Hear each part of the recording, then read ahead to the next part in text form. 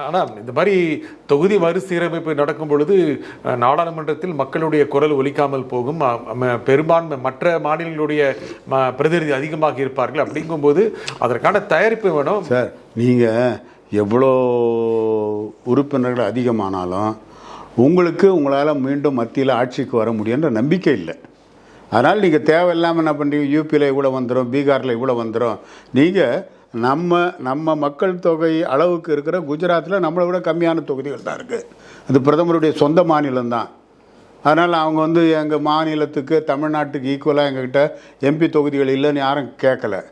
நீங்கள் மட்டும்தான் இல்லாததை ஒரு பிரச்சனையாக்கி எதை தின்னா பித்தந்தெளி என்ற கதையாக திமுக அரசாங்கம் மத்திய அரசாங்கத்துக்கு எதிராக எதை சொல்லலாம் காரணத்தை தேடி அலைகிற மாதிரி தான் இருக்கே தவிர உண்மையிலே இது மாதிரி அறிவிப்பு ஏதாவது வந்திருக்கிறதா?